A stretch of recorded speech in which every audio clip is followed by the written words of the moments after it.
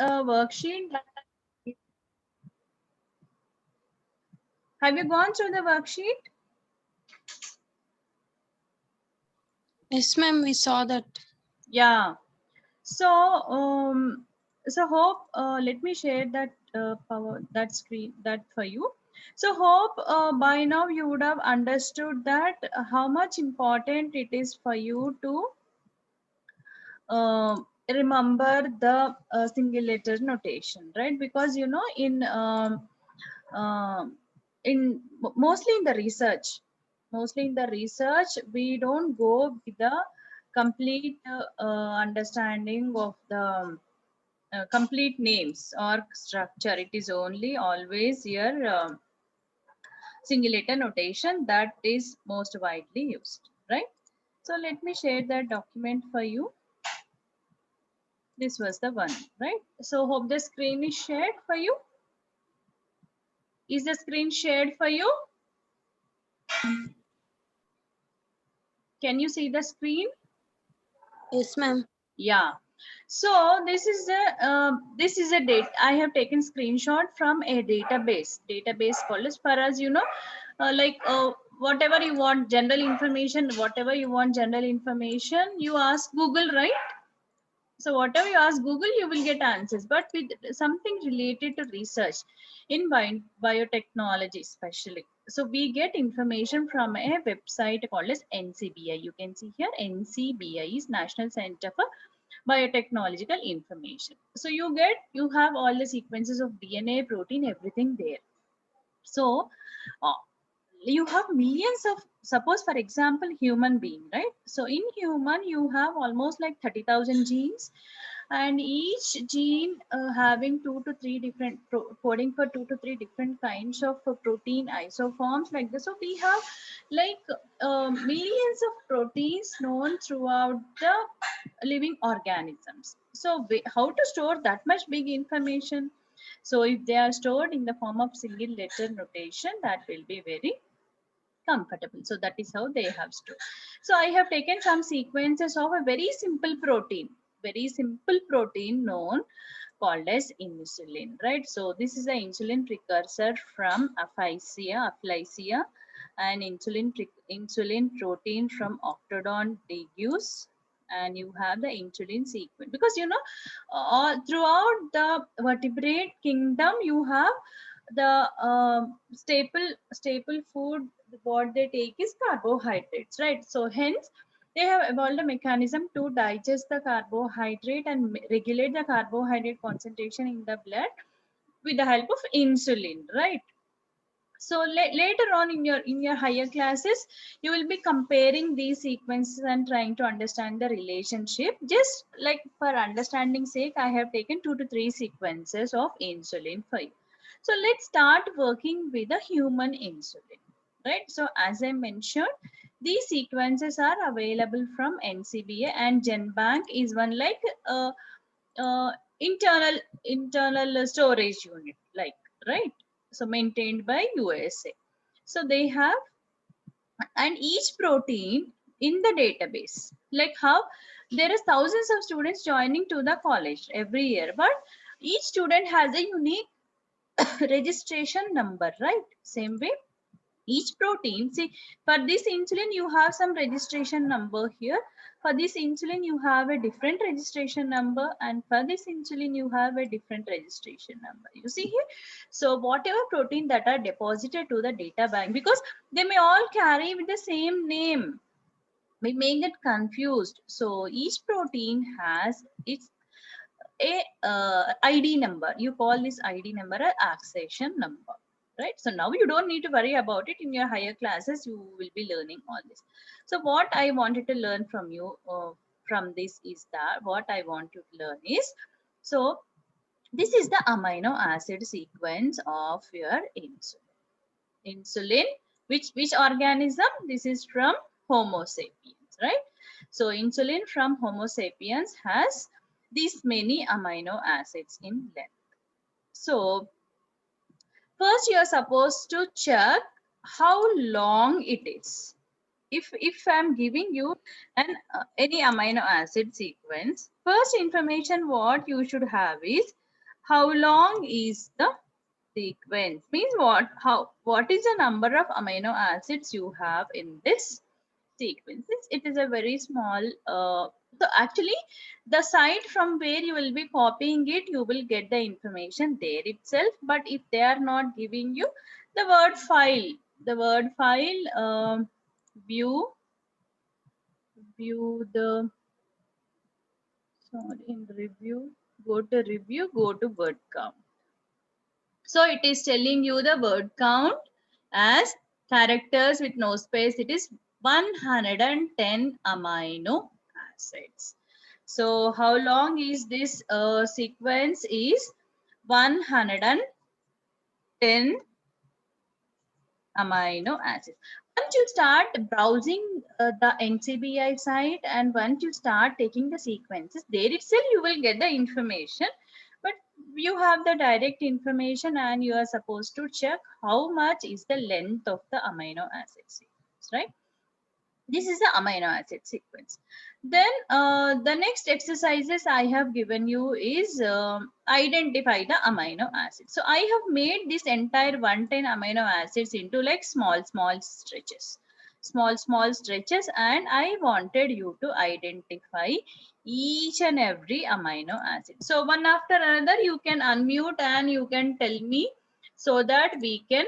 So in the first step I'm asking you to just identify because whether you are learning the single letter notation or not, I should check, because understanding the structure is ultimately important. But if you understand that, only you will understand the properties of the amino acids and later on properties of the proteins anyway.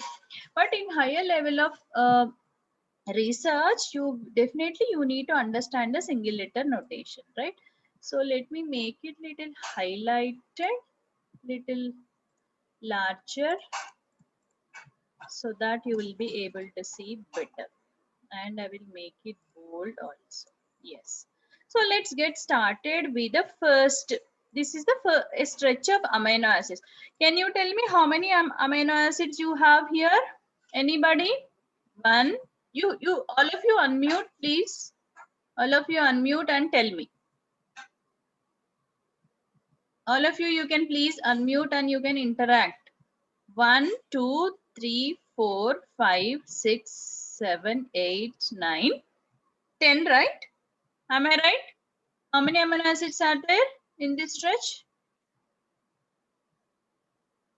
How many? 10 or 11? 10. 10. 10 10. only, ma'am.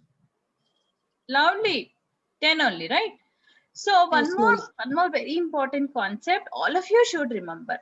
You will be learning in your higher classes anyway, but now itself you can start remembering is that all the proteins during the synthesis of all the proteins, always the first amino acid that is added is methionine. Always the protein synthesis starts with M. M corresponds methionine. So you can understand, if I'm giving you a sequence, if you have to say it is a protein sequence, definitely you should find almost very few exceptionally the M will be missing in the beginning. Always a complete protein sequence should start with the M. M is always present at the, which terminal is this for a protein? At which terminal you have M, or starting with a methionine? Which terminal of protein it is? Practicals is not something you will prepare some reagent, add some color, you write the results. That is not actual practicals. This analysis is actual practical needed in your higher education. So now I'm asking you, I'm telling you that all the protein sequences, always the first amino acid is methionine. So tell me the first amino acid will have which terminal, which functional group free at its terminal. And what is the terminal called as? You have two terminals. This is one terminal and this is another terminal. So at this terminal you will have a free functional group. Based on that, it is named. And here you have a free functional group, and accordingly it is named. Can anybody tell me what is this terminal called as? N terminal. N terminal. Why it is N terminal? Why it is N terminal? Because the first starting amino acid, its amino group NH3, it will have a free NH3, and this terminal is called as, what is this terminal? The last added amino acid will have a free functional group. Which functional group it will have? Anybody? Which functional group it will have? This is N terminal, and this is, what are the different functional groups you have in your amino acid? No? You don't have any functional groups in amino acids? Anybody? C terminal, ma'am. Which terminal? C. Loudly. Huh? C, ma'am. C. C terminal. Why are you getting confused? Why are you doubting yourself? These are all most basic things I told you. You should be remembering and learning. Why it is C terminal? Why it is C terminal? What functional group they will have at the end without forming a peptide bond? What functional group? Here it is an amino group. Amino acid will have how many functional group? A amino group, as well as, what is the functional group you will have here? Come on. Varshita, na? Who was that answering? I am only, ma'am. What is the functional group it will have? So that it is named C terminal. Carboxyl. Carboxylic terminal, or COOH. Sorry, COOH. It is carboxylic terminal, and this is amino terminal. Shortly, you call it as N terminal and C terminal.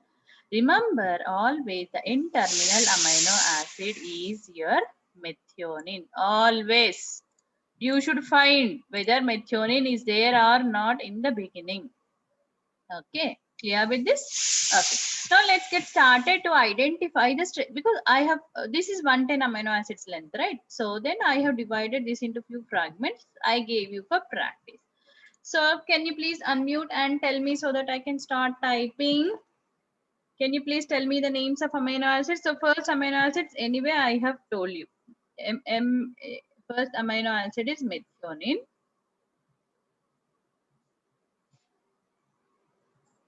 Next. Next amino acid.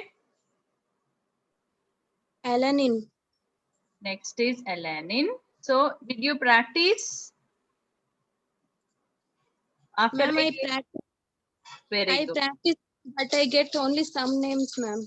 Okay, you have to learn, no? You have to learn, then you will get all the name. Only 20 are there. For almost 10, you have the first letter itself, its name. Rest 10, you have to learn. You have to practice. Then L is, what is L? Leucine. L is leucine. Very good. Next, what is W? Tryptophan. Very good. So these are like few exceptions, because I'm showing you once again in your higher classes. You will get this. I will give you only this much sequence, and I will ask you so many questions out of this. So how will you infer and how will you answer? You will not be able to if you don't learn. Definitely you have to learn. Okay. Tryptophan. Next you have is again methionine. Next you have is R. Tell me what is R? What is R? Arginine. Very good. See, You have to make some attempt. It is arginine. Then you have again leucine, leucine. So what is this? P? P stands for Proline. proline. So what is proline called as? Again you have leucine. So what is proline called as?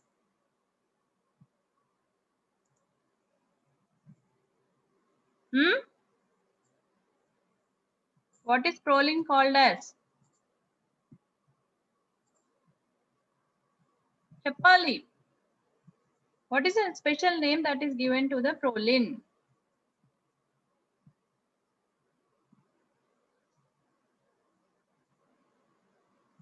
No idea?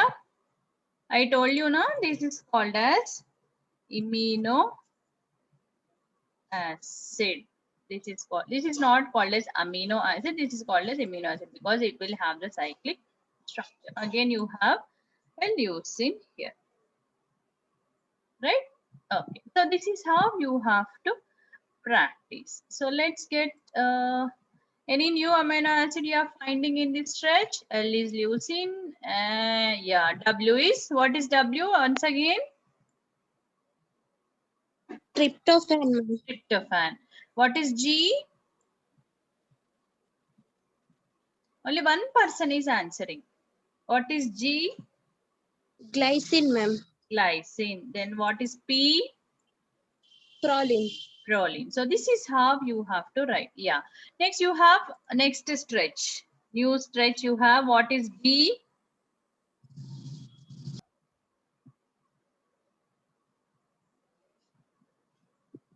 Tell me what is D stands for. What does D codes for? Aspartic acid. Very good. D codes for aspartic acid. So you should also remember 3-letter notation so that you can write it fast, right? So aspartic acid is denoted as ASP. Then what does F stands for? Phenylalanine. Very good. It is phenylalanine. Phenylalanine, right? Next, V stands for Valine, ma'am. valine. Next, N stands for Aspergine. asparagine is ASN.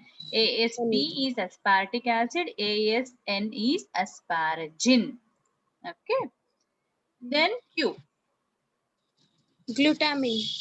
Glutamin or glutamic acid. So glutamin, yes. GLN. GLN is glutamin. Okay. Or you should remember in a 3-letter notation also you should remember. But mostly the single letter notation only it comes. But 3-letter also you should remember. Okay. Now let's check new amino acids that are added in this stretch. H you have C, you have S, you have E. Tell me what is H? What does H stand for? Histidine. Very good. So it is histidine. What does C stands for? Cysteine. Cysteine, ma'am. S stands for cysteine. So what is the importance of cysteine and what is the functional group that is present in histidine called as? Some different names are there, no? What is the functional group that is present in the histidine? I told you the name. Which ring? It has some aromatic ring, right? 2-membered aromatic ring. What is that? Anybody? Imidazole ring. These typical names also you should remember. Right? It has a heterocyclic ring, one hexagonal, one pentagonal, with several nitrogens in it. So that is called as imidazole ring. And why cysteine is important? Can you tell me why cysteine is important in proteins? What is the function of cysteine? What is the functional group it has? Anybody? What functional group does your cysteine has? And why it is important? No functional group? It doesn't have any functional group? Not important? Am I audible or I'm not audible? The voice clear ఉందా? Yes, ma'am. మరి మీరు ఎందుకు మాట్లాడట్లేదు? Why cysteine is important in amino acids? For making proteins, ma'am. All are important to, all are involved in making proteins, but each amino acid has a different role. As I told you, why histidine is important? This histidine is present mostly in the active sites of the proteins, active sites of enzymes, because all the proteins, they function as enzymes. Many of the proteins function as enzymes in your synthesis, in your catabolism, in your energy production activities. Got it? So like that. So whereas your cysteine, what is the role of cysteine? This is not involved in active site. So where this is involved? What is its role? Anybody? So much I stressed you the other day. It is involved. I showed you one diagram also. What is the role of cysteine? Because you should remember each and every biological importance of each and every amino acid. Because when the location in the protein makes it to do that function, right? Find out. Anyway, so this cysteine contains a group called a sulfahedral group. This is involved in formation of disulfide bond, right? So it joins two different peptides to form a disulfide bond. This is very, very important. Even in insulin, you have the disulfide bond. I will show you. Okay. So what does S stands for? Serine. S stands for serine, right? Yes. So what is the functional group that serine has? What is the functional group? Under which category your serine is categorized? Which functional group it has? Here you say it has an imidazole ring, it has a sulfahedral group. Which functional group? At least you are not practicing the structures. At least what special group it has and what might be its function, accordingly you will be remembering, right? What functional group it will have? Serine? Anybody? What functional group your serine is going to have? Anybody? No one is able to say? No one? You're not writing notes also. It has a hydroxyl group containing amino acid, right? So this is involved in your signaling. This is involved in signaling. Okay. Tell me, what does E stands for? If you really want to go for higher studies in biotechnology, these are all like most basic things you should like. Even if I ask you to, even if I wake you up in sleep, you should be able to say these amino acids and all, and your purines, pyrimidine structures. I used to make a very big chart, and I used to write all 20 amino acids. I used to write structures, and every day I used to practice. Every day, even the purine structures, also purines, pyrimidines, right? That is how you get it. Not even writing notes. How will you get it? Okay. So what does E stands for? Glutamic acid. E stands for glutamic acid, right? So this is called as GLU. So this comes under acidic amino acids, right? Okay.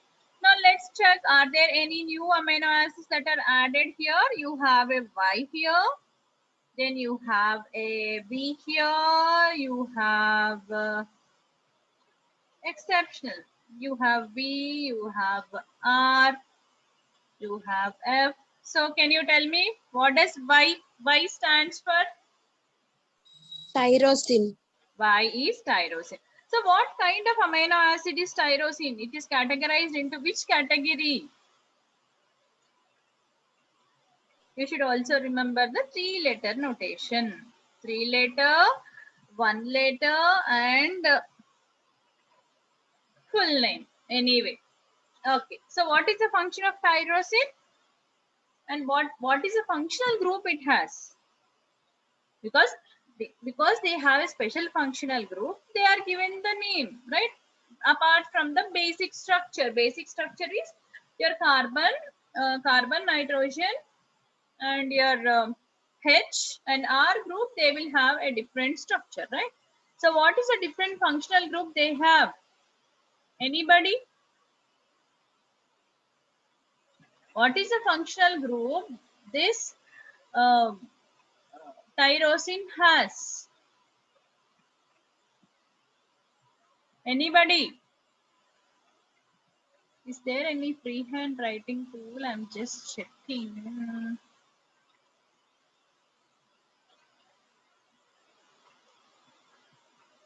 Okay, not possible. Okay, no problem. Tell me, what is a functional group? Glutamic acid, it has a carboxylic, extra carboxylic functional group. These are all basics, some are very, very basics. These by now you should have learned, because I gave you enough time. This whole week we were talking about amino acids, proteins only. We have a lot to learn. Tell me, anybody? No one? What is a functional group? Special function R group. At R place, what is there for tyrosine? So it has a phenol structure, right? There is a benzene ring and a hydroxyl group. So altogether it is categorized as hydroxyl group containing amino acid. That is also along with serine, it is involved in signaling. Okay, so what does V stands for? Valine. V stands for valine. So valine is what kind? Hydrophobic amino acid. R stands for arginine. R stands for arginine. So what kind of amino acid arginine is? Anybody can tell me? What kind of amino acid is arginine? What kind of functional group it has extra? Acidic, basic, hydroxyl group, or carboxylic group? What functional group? Anybody?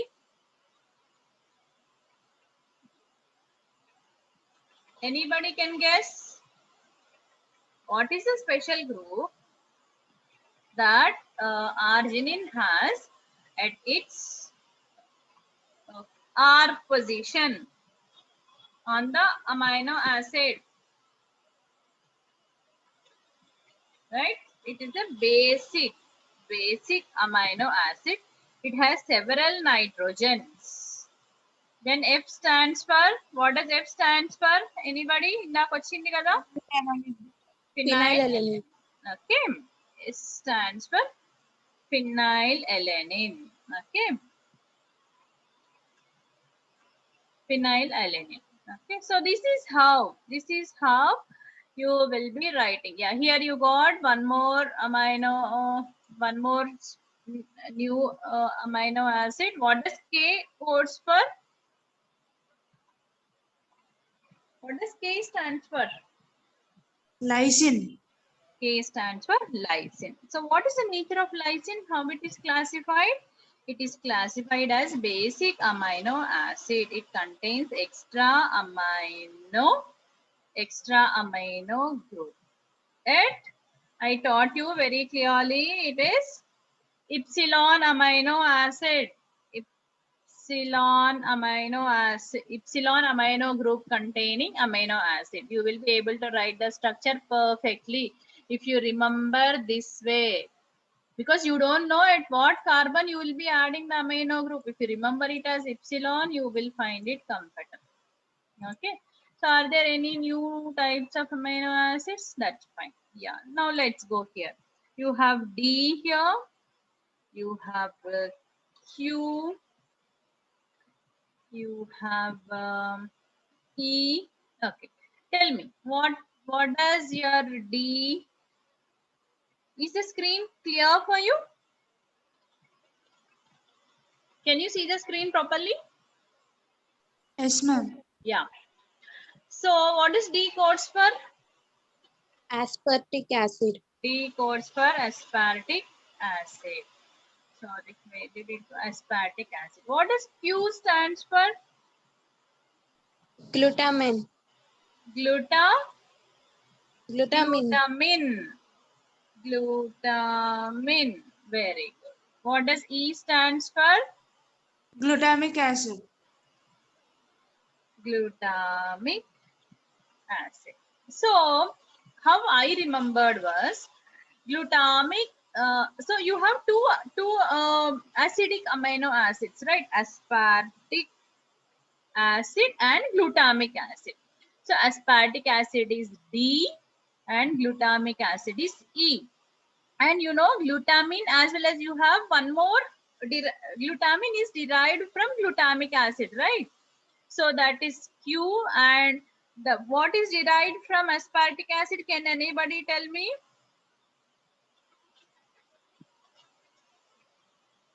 Asparagine, glutamine, asparagine, right?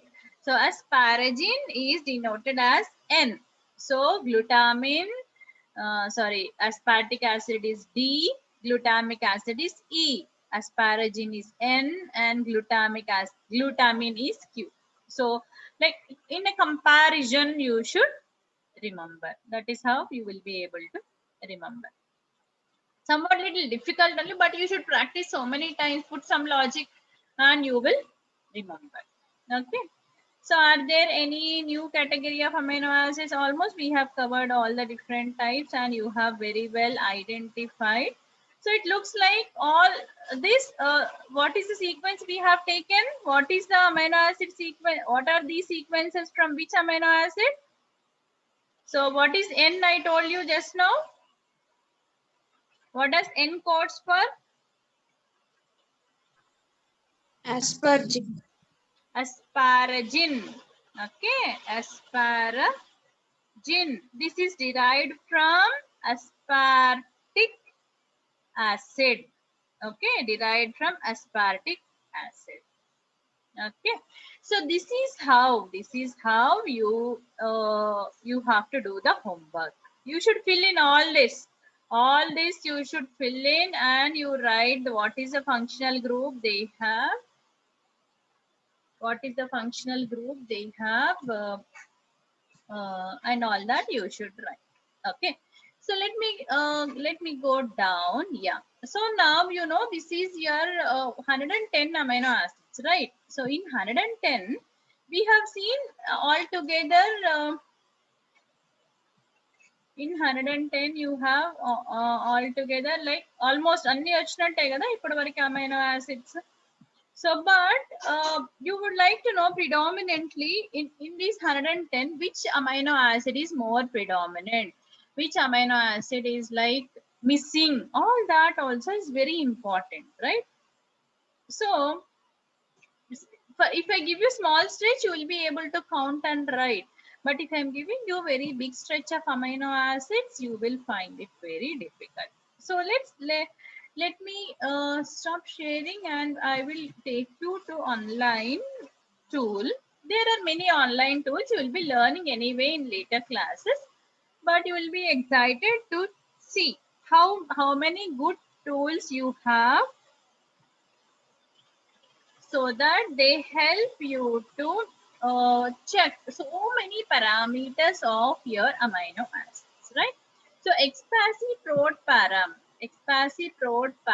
is a very good tool that helps you to check various physical chemical parameters of a given protein, which are stored in, there are two databases. Swissprot and Tremble are two databases. They actually store the information. So what is that you are required to do is you have to enter either Swissprot or EMBL accession number. Just now I told you they will have an ID. Either you can enter the ID or you can paste the amino acid sequence, right? This entire sequence, take this entire sequence and you can just drop in here. Are you following? Are you on screen? Hope you are on screen. Yes, ma'am. Yeah. So what is that I have done? I have, because in our sheet there was an amino acid sequence. So I have taken the amino acid sequence. Then I have, so what is this online tool is helping you to explore several physical chemical properties of these amino acids. You see what are all the different things you will be able to find out? You can find out the theoretical pI, means the isoelectric pH. You know what is isoelectric pH? You will be able to find the amino acid composition. You will be able to find atomic composition. Still here you understand right now. Okay. So let's go to computing parameters. Yes. So within few seconds. Within few seconds, what is the first information you are getting here? It is 110 amino acids long. Is it correct? Yes. Then if you go down in the page, it is giving you the molecular weight of your insulin. And it is theoretical pI. Theoretical pI is nothing but the isoelectric point pH at which this particular protein have equal amount of positive and equal amount of negative charges. Means it acts as a switcher ion, right? So this is theoretical pI of this protein. Next, this is what I asked you, right? So in that entire 110 amino acids, I asked you which amino acid is more predominant, which amino acid has very less in number, and certain amino acids may be missing. All that you will be able to find. So among all 110 amino acids, you tell me by looking at this table which amino acid is more predominant. Anybody? Yes, because so well it has computed the results and it has given you within few seconds. Which amino acid is more predominant in 110 amino acid? This is a number. Forget about it. This is the number. చూడంగానే చెప్పేయాలి. Which amino acid is more predominant? Anybody? This is more predominant, right? Obviously. What is this? Leucine is more predominant. Followed by you have glycine. Then you have 10.